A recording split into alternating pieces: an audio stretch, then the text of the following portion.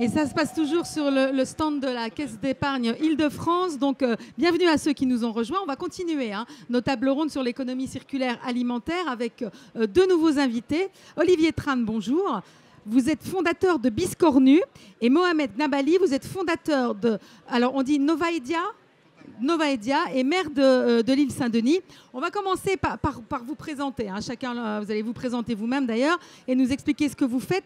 Olivier Tran, Biscornu, quel nom étrange pour une entreprise. Alors en effet, c'est un choix justement d'avoir un nom étrange qui interpelle. Ça exprime en fait l'idée toute simple qu'on peut tous être différents. Voilà, on peut être tous biscornus. Et on propose à travers ce titre un projet qui va embarquer en fait des personnes qui sont en situation de handicap, ouais. Et on va les placer dans un modèle d'excellence collective en réalisant des plats préparés, pasteurisés, de chefs étoilés qui accompagnent ce projet gracieusement en leur donnant des belles recettes. Et on va justement partir de fruits et légumes biscornus, déclassés hors calibre, puisque ça représente quand même 45% de gâchis alimentaires dans le monde et aussi en France. Eh bien, nous, on va récupérer ces fruits et légumes déclassés pour les valoriser et donc passer comme ça de l'exclusion de la différence, de ces fruits et légumes qui sont jugés impropres à la consommation ou à la transformation, et de l'exclusion de ces jeunes porteurs de tout type de handicap. Eh bien, on va les porter de l'exclusion à l'excellence, en les faisant rayonner et briller à travers un modèle d'excellence dans la restauration, dans la gastronomie, et aussi à travers le modèle lui-même, puisque ce sont des fruits et légumes qui sont entièrement bio, qui sont entièrement français, et on va utiliser aucun conservateur et aucun additif chimique pour permettre une conservation de 3 semaines. Voilà. Donc l'engagement, c'est de porter une économie de restauration et une économie durable, et une plus faible empreinte environnementale, à travers un modèle qui se veut le moins carboné possible. Et donc, pour terminer ce concept, on va faire du zéro déchet avec des contenants en verre qu'on va nous simplement récupérer et laver tout simplement. Donc, ils sont consignés. Il n'y aura aucune vente sans consigne. Super. On rejoint ce qu'on disait sur la table ronde précédente. Mohamed Nabali, Novaedia, concrètement, c'est quoi? Comment ça marche? Alors, Novaedia, c'est une coopérative, une SIC, une société coopérative d'intérêt collectif, qui a 5 collèges. Donc, il y a un premier collège qui est le collège des fondateurs avec des associations. Une association souteneur qui est plutôt sur les enjeux du handicap. Et une seconde association que j'ai cofondée il y a une dizaine d'années qui s'appelle Capital Banlieue, qui est plutôt sur la question de l'égalité des chances à la réussite scolaire et à l'insertion professionnelle des jeunes des quartiers populaires. Ensuite, c'est une coopérative, donc il y a les salariés qui sont associés de la coopérative, mais il y a également des collectivités dans cette SIC. Donc il y a la ville de Stein, le territoire de Plaine Commune et le département de Seine-Saint-Denis qui sont associés administrateurs de la coopérative, mais également la région Île-de-France et l'État qui participent à ce projet. On a également des entreprises privées, donc du coup des entreprises de la restauration, de l'agriculture ou de la logistique qui travaillent avec la coopérative Novaedia en son sein. Et un dernier collège qui est le collège des habitants, où on a des habitants qui sont également partie de la collectivité. En bref, Novaedia, c'est avant tout un projet de territoire autour d'une boucle alimentaire locale, biologique et solidaire qui a pour ambition de créer de l'attractivité territoriale, de l'emploi local pour des publics éloignés de l'emploi, handicap et jeunes sans qualification principalement, et qui est un outil de développement territorial dans un territoire qui est la Seine-Saint-Denis avec ses avantages et ses fragilités. Alors vous, parce que d'habitude on dit que c'est compliqué de faire travailler un collectif comme ça, compliqué de travailler ensemble tout le monde, mais là vous, ce qu'il y a de bien, c'est que vous bouclez la boucle en fait, et il fallait faire ça pour que ça marche. Alors pour moi, c'est l'enjeu de la décennie, apprendre à coopérer. Déjà, ce qu'il faut savoir, et je pense que chacun d'entre nous l'a expérimenté, coopérer, c'est pas naturel. Il y a des enjeux culturels, il y a des enjeux de tempo, il y a des enjeux de réglementation, etc. Et on est parti d'un constat, c'est qu'on a appris à travailler les uns à côté des autres et pas les uns avec les autres. Et la coopérative Novaedia, son projet, c'est comment porter un projet de territoire avec tout le monde en son sein. Et donc, on travaille sur 3 axes. La question de la gouvernance. Et quand on parle de gouvernance alimentaire ou de gouvernance autour de la transition écologique, de l'emploi et de l'insertion, on a un message très fort qui est de dire l'espace public doit sortir des hôtels de ville. Et je suis bien placé en tant que maire pour pouvoir le dire. Voilà. On la met sur la place publique et c'est l'affaire de tous. Ça, c'est le premier axe. Le deuxième sujet, c'est on n'a plus de moyens économiques pour répondre aux besoins à la fois environnementaux, sociaux et sociétaux. Et donc, il faut compter sur le capital humain et sur la coopération des différents acteurs pour réussir ces enjeux. Et le troisième axe, c'est la politique. Les politiques d'inclusion ne peuvent pas se résumer à des dispositifs d'anti-exclusion. Donc, c'est comment on va plus loin que cela. Et c'est ces champs-là que Novaidia essaye d'explorer avec toutes les parties prenantes.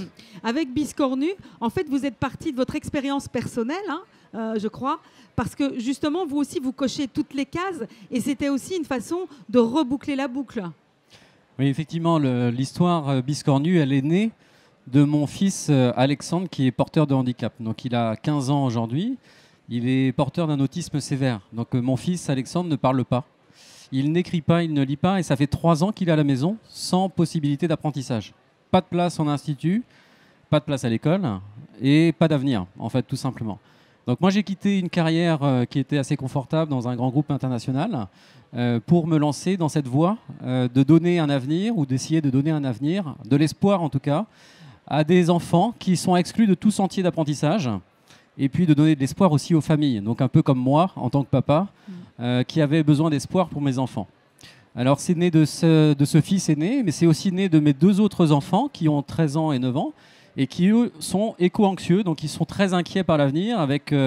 Ils ont une bonne conscience, malheureusement, des dérèglements climatiques et de ses conséquences. Et donc, ils ont envie d'avoir aussi une certaine confiance dans l'avenir. Donc le projet Biscornu, c'est un peu pour cocher ces cases-là, de donner de l'espoir et de la confiance à mes enfants, pour qu'ils aient envie de grandir dans un environnement qui soit un peu plus serein et qui leur donne envie de se battre pour des idéaux, pour des valeurs et de s'engager dans la société. Donc pour des enfants qui n'ont pas confiance dans cet avenir, je crois que c'était important de donner des moyens, des clés. Et donc c'est pour ça que mon projet il consiste à créer ces outils d'apprentissage. Donc j'ai créé une association en parallèle qui s'appelle Affûté. Ça veut dire Association pour la formation universelle aux tâches élémentaires. Donc c'est l'acronyme Affûté. Et avec cette association, on va former les enfants de 14 à 18 ans qui sont exclus de tout sentier d'apprentissage. On en développe une méthode un peu innovante qui consiste à représenter sur des fiches, par des dessins, les enchaînements des opérations d'une tâche élémentaire. Exemple, éplucher des carottes. Donc vous représentez avec des illustrateurs des dessins qui représentent l'enfant devant son poste de travail et juste la façon de procéder, comment il doit utiliser les instruments, comment il doit placer les ingrédients. Et donc, avec cette méthode, en fait, il n'y a plus besoin de savoir parler, lire ou écrire pour apprendre quelque chose. Donc ça permet à mon fils, qui restait à la maison sans rien faire, eh bien de peut-être trouver une voie d'apprentissage et à d'autres enfants comme lui. Donc ça, c'est l'association Affûté. Et donc avec cette association, effectivement, on a à cœur de pouvoir développer l'emploi pour tous ces publics qui en sont exclus, mais complètement aujourd'hui. Et donc dans l'autisme particulièrement, c'est 99% des personnes porteuses d'autisme qui sont exclues de l'emploi. Donc je ne sais pas si vous connaissiez ce taux-là, mais c'est assez effrayant. Et donc c'est plein de familles qui sont obligées de pallier ces manques, de pouvoir concilier un monde professionnel qui n'a pas ces codes et cette façon de comprendre l'autre, et donc en les gardant à la maison. Donc cette association, elle va développer ce langage, une façon de communiquer entre 2 mondes qui ne se parlent pas suffisamment, qui ne savent pas se comprendre, et vous voyez avec une méthode qui est assez simple finalement, qu'on va essayer de développer dans plusieurs métiers. Et effectivement, Biscornu n'est que la suite logique. Une fois qu'on les a formés, eh bien, on va les accueillir dans un autre modèle qui est celui-là, pour Biscornu, est une traduction dans le domaine de la gastronomie pour les emmener le plus loin possible vers les étoiles. Alors, on a compris que c'était un projet, que Novaidia était un projet collectif de territoire. Depuis le temps que vous existez, quel bilan vous en tirez? Comment ça marche? Est-ce que vous avez une bonne adhésion? Le bilan que vous en tirez, racontez-nous un peu. Alors, je vais rebondir sur ton témoignage et je répondrai à la question par la même occasion. On le sait tous, la question du handicap est portée par le ministère de la Santé et sous tutelle de l'ARS. La question de l'emploi est sous la tutelle du ministère du Travail et est portée pourtant par les directs. Et en fait, l'une des difficultés qu'on a et l'un des bilans qu'on a tirés de ces 10 dernières années sur Novaidia, c'est qu'on a des politiques publiques en silo. et on doit travailler à mieux les coordonner pour répondre à la question, aux enjeux de l'inclusion et de l'insertion des personnes éloignées de l'emploi. Ce qu'on a réussi à bien faire chez Novaedia par rapport à ce que tu viens de dire, c'est mixer les publics. Mixer les publics pour changer de regard, ne plus être un aidé, mais faire partie des aidants et accepter sa différence et sa singularité. Je vous donne un message très simple. Nous, on mélange dans nos cuisines ou dans toutes nos activités des personnes en situation de déficience mentale et plutôt des jeunes entre 18 et 25 ans sans qualification de nos quartiers populaires.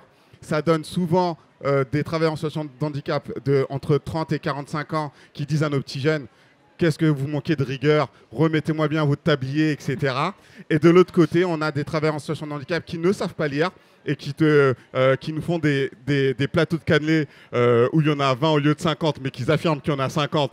Et le petit jeune dit on va lui donner un coup de pouce parce que ça ne fait pas 50. Et c'est ça qu'on essaye de travailler, c'est sortir. Le vivre ensemble aussi. C'est le vivre ensemble, mais au-delà du vivre ensemble, je pense que l'un des grands enjeux pour les administrations publiques et les collectivités et la société civile, les entreprises à mission que nous portons, c'est comment on arrive à sortir de nos cadres institutionnels pour répondre aux besoins, aux enjeux des individus. On doit travailler à la fois sur l'individu, sur le collectif, et c'est cette nuance-là qui me semble être la valeur ajoutée de Novaedia. Ensuite, il y a un deuxième sujet fort chez Novaedia ces dernières années, c'est la question de la transition écologique et la question de l'écologie. Moi, j'ai tendance à dire que pour moi, l'écologie, c'est travailler sur la santé des individus, de la société et de la planète. C'est comme ça que je porte la question de l'écologie dans mes territoires populaires. Et la question de l'alimentation, elle est ultra intéressante parce que derrière la question de l'alimentation, il y a la question de l'accessibilité, il y a la question des préjugés, il y a la question des cultures et des pratiques traditionnelles, etc. Et donc, du coup, tout le travail qu'on essaye de faire, c'est de dire comment sur nos territoires, avec des populations précarisées, on arrive à bien manger dans le respect de la culture et des traditions de chacun, dans la richesse de nos contradictions, et dans le respect et la protection de la planète. C'est un peu ces choses-là qu'on effleure sur le territoire. Et j'ai tendance à dire qu'on a monté une ferme urbaine qui s'appelle la ferme des possibles. Donc je vous laisse imaginer ce qu'il y a derrière le terme de la ferme des possibles. Mais ce qui est intéressant, c'est qu'à travers un projet de ferme urbaine, on joue sur l'impact du territoire. Mettre une ferme urbaine dans une ville, c'est un message en fait. C'est un message sur la place de la nature sur un territoire et dans un bilan d'opération. C'est un message sur quel coût et quel impact on donne à la nature. C'est un impact sur l'alimentation, pas que pour l'économie, l'alimentation pour sensibiliser les gens, pour créer du vivre ensemble, pour créer de la cohésion sociale. Et c'est toutes ces questions qu'on effleure chez Novaedia. Et au bout de 5 ans, on en est fiers. Aujourd'hui, il y a tout ce monde dans la coopérative. Ça a mis du temps. Déjà, expliquer aux collectivités locales qu'elles vont rentrer dans la coopérative et que chez nous, une personne égale une voix et qu'elles ont autant de pouvoir qu'un habitant, ce n'était pas évident. Expliquer qu'on dissocie le capital du pouvoir de décision et que chez nous, il y a 0 dividende et qu'on rentre pour un développement territorial, c'est encore moins évident. Voilà. Et je pense que ce qui fait des projets comme Novaedia, c'est avant tout leur ancrage territorial, la connaissance des enjeux et des besoins du territoire.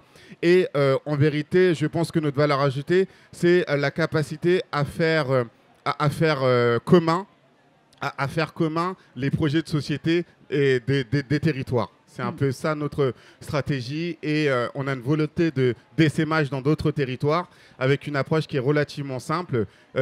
Sur l'Île-de-France, on est sur l'alimentation, mais on pourrait faire des chaussures sur un autre territoire parce que ce qui compte pour nous, c'est avant tout trouver des poches de développement proches de la centralité, dans les périphéries, notamment dans les périphéries populaires, pour créer des emplois locaux et non délocalisables pour des personnes éloignées de l'emploi. Biscornu, qui sont vos clients? Est-ce que vos clients sont sensibles à votre démarche? Alors les clients, vous savez, comme ça part d'une histoire personnelle, au début on a porté l'histoire. C'est ma femme qui a pensé à partager l'histoire sur les réseaux sociaux. Et effectivement, ça a été relayé par pas mal de monde. Donc ça a touché, je crois, 800 000 personnes en quelques jours. Et effectivement, après, on s'est retrouvé avec des entreprises qui étaient intéressées par ce projet. Et puis des journalistes également. Donc aujourd'hui, on a des clients entreprises comme Orange, Le Monde, puisqu'on vient de faire, il y a 2 jours, le cocktail de leurs salariés, 700 salariés. Donc c'était quand même un premier beau challenge pour nous, avec des mini-verrines. Et puis on a des clients particuliers, puisqu'on a commencé sur des marchés. Vu que les entreprises étaient fermées et que nos verrines étaient à destination des entreprises, eh bien, il fallait bien démarrer quelque part. On a dû se reporter sur les marchés. Donc on a proposé ça dans la ville de naissance de Biscornus, c'est-à-dire à Colombes, puis à Bois-Colombes, à Levallois-Perret, donc aux communes environnantes. Et puis, de fil en aiguille, on a attendu un petit peu que le Covid permette un peu le redéploiement, le redémarrage de l'activité. Et avec la rentrée, là, justement, il y a beaucoup d'événements qui sont à gérer, organisés de notre côté, avec des grandes entreprises ou avec des particuliers. Voilà. Alors, les collectivités, excusez-moi, juste pour rebondir, les collectivités également sont de la partie, puisque les villes nous soutiennent dans ce projet-là. Donc les villes de Colombes, de Saint-Germain-en-Laye, de Courbevoie, de Bois-Colombes, en fait toutes celles qui environnent notre localisation. Ils nous soutiennent à la fois dans l'appel à Verrine pour des événements qu'ils ont à gérer. Ils nous soutiennent aussi par porter le message, la communication. Et donc on construit tout ça ensemble. Donc pour donner la première brique de départ de ce projet, on s'est installé dans les cuisines centrales des villes de Colombes et Clichy. Donc moi j'ai pas de fortune personnelle et il fallait qu'on puisse initier le projet sans avoir d'argent. Donc je me suis adressé aux collectivités, aux communes, je leur ai dit voilà le projet. Est-ce que ça vous intéresserait de pouvoir y participer? Et si vous êtes d'accord, à ce moment-là, d'ouvrir les portes, les locaux de vos cuisines centrales qui ne sont utilisés que le matin, parce que je savais qu'ils travaillaient que le matin. Donc en fait, le partage, c'est un premier, vous voyez que c'est une première brique fondatrice de ce projet-là, puisqu'il a fallu partager des locaux collectifs. Et de même, les chefs qui sont étoilés, qui portent le projet avec nous, eh bien, ils donnent gracieusement. Donc c'est aussi de la solidarité. En donnant de leur temps, de leur talent, en passant du temps avec les commis porteurs de handicap pour que ce projet prenne vie. Voilà, donc vraiment beaucoup de personnes travaillent à ce que ça se matérialise. Projet collectif également dans ce cas-là, hein, c'est ça. Hein. De quoi vous auriez besoin pour vous développer davantage, pour gravir un échelon supplémentaire? La première question, c'est ce qu'on a envie de se développer, est-ce qu'on a envie de gravir un échelon supplémentaire. En fait, nous, on se considère comme étant une entreprise de territoire. Donc déjà, sur notre territoire, on a de quoi faire en termes de développement. Vous le savez, la Seine-Saint-Denis, la croissance démographique la plus importante métropolitaine, avec des projets structurants comme les Jeux Olympiques, la Coupe du Monde 2023, etc. Moi, je pense qu'aujourd'hui, notre enjeu, il est plutôt de consolider la coopération comme projet de développement. Coopérer pour se développer. Donc, ton exemple est vraiment parlant. Et ensuite, on a un deuxième enjeu qui est comment on construit la ville demain pour construire des emplois à l'intérieur. En fait, je vais vous le dire autrement. La métropolisation, c'est notre modèle de développement en Europe. C'est-à-dire qu'on a des métropoles, on a des périphéries, et donc on va de l'hypercentralité à la ruralité. C'est ça notre modèle. Nous, Novaidien, se positionne en périphérie de la centralité, où en général, on a le droit aux zones de stockage, voilà, aux activités industrielles qui a causé les friches de notre territoire, et à peu de qualité de vie, parce qu'on a plutôt les impacts à la fois sur la qualité de l'air et à la fois sur le bruit, etc. Et donc, toute notre réflexion, c'est comment on construit une cohérence plus saine entre la centralité et la périphérie, et comment on crée de la qualité de vie dans nos périphéries. Et le modèle qu'on est en train de développer avec l'État, notamment la politique de la ville ou l'ANRU, c'est comment on arrive à transformer nos quartiers populaires comme des outils de développement et d'épanouissement sur nos territoires. Et c'est ces indicateurs-là qui nous permettront de nous développer avec une stratégie d'essaimage plutôt, et de volonté de travailler sur des indicateurs socio-économiques et environnementaux. Les freins, ils sont où? Les freins, c'est l'ancrage territorial. Et en fait, je pense que pour réussir ce type de projet, il faut une maturité des acteurs. Et la maturité des acteurs, elle se fait au fur et à mesure. Je vous ai parlé des collectivités, on a mis 5 ans pour les convaincre, en fait, ce n'était pas naturel. Les premières discussions avec les collectivités, c'est nous l'intérêt général. C'était ça, le sujet de fond. Et donc, passer de co-décisionnaire et une gouvernance partagée à un prescripteur qui nous passe à des locaux, c'est pas évident. Donc, il y a la question de la maturité des acteurs. Ensuite, il y a le dynamisme du territoire. Si on est dans un territoire en déclin, Ouais, c'est compliqué. C'est plus compliqué. Ouais, c'est plus compliqué. Voilà. Et donc, du coup, pour que ça marche, il faut un projet et un projet de développement, un projet où chacun trouve sa place. Donc, Qui embarque tout le monde. Voilà, qui embarque tout le monde. Si on n'a pas d'entrain, on ne prend pas le train. Grosso modo, c'est un peu ça l'idée. Et le dernier sujet, c'est la question de l'argent, en fait. Un projet comme Novaïdia et la ferme des possibles, c'est 4 millions d'euros. Et donc, du coup, lever 4 millions d'euros, il faut un modèle économique robuste pour être crédible. Et donc, du coup, c'est comment on crée des projets avant tout sociaux avec des modèles économiques viables qui permettent de faire vivre des gens chez eux voilà, et améliorer la qualité de vie des gens. Ouais. Olivier Trinde, vous de quoi vous auriez besoin pour vous développer En fait, nous, le projet, il est vraiment de se développer au maximum. L'objectif de l'entreprise adaptée, il y en a deux. Le premier, c'est de maximiser le nombre d'emplois de personnes en situation de handicap. Voilà, ça, c'est le premier objectif. Donc, on n'a pas de limite. Dès qu'il faut donner de l'emploi, une place, un rôle à jouer dans notre société à tous ces jeunes, il y aura zéro limite. Là, voilà, il n'y aura pas de fin. Ensuite, le deuxième objectif, c'est de créer cette économie respectueuse de notre environnement qui va permettre un équilibre, donc de viser un équilibre. Et ça peut prendre du temps avec différents acteurs, effectivement, parce qu'on fait un projet sans compromis, donc le zéro déchet, l'anti-gaspillage, le zéro produits chimiques dans nos recettes. Tout ça, c'est nécessaire, en fait, pour qu'on porte cette ambition d'une restauration qui ne dégrade pas l'environnement. Et ça peut ne pas convenir à certains acteurs et ça peut freiner le développement. Donc nous, ce dont on a besoin maintenant pour se développer, c'est de main tendue de clients particuliers, de clients entreprises qui vont avoir envie de jouer le jeu, de se dire, moi j'ai envie de faire partie d'un projet comme celui-là et j'ai envie de lancer effectivement chez moi, dans mon entreprise, des verrines avec zéro déchet, avec le retour de la consigne. Donc je vais devoir stocker chez moi, dans mon entreprise, des consignes, pas forcément propres. Je vais devoir trouver un endroit pour les stocker, attendre quelques jours, de façon à ce que nous, on puisse les récupérer. Et ça demande un petit effort. Donc voilà, ce genre de petit effort, dans certaines entreprises, ils vont vouloir passer le pas. Et ça va dépendre aussi des salariés, de la mobilisation et de la motivation de tous les salariés des entreprises, de dire, nous aussi, on a envie de changer le jeu, on a envie de changer le système, et ça passe par nous. Donc il faut que les salariés se mobilisent, se motivent, et donnent cette information à leur hiérarchie, au RH, pour dire, nous aussi, on a envie de participer à des modèles plus justes et plus équilibrés. Voilà. Je vais le dire un peu plus crûment, il nous faut plus de chiffre d'affaires. En fait, c'est ça le sujet de fond. Il nous faut plus de chiffre d'affaires, mais plus de chiffre d'affaires pour avoir des bénéfices et des bénéfices pour investir davantage et investir davantage pour inclure plus de gens. C'est ça que tu es en train de dire dans le fond.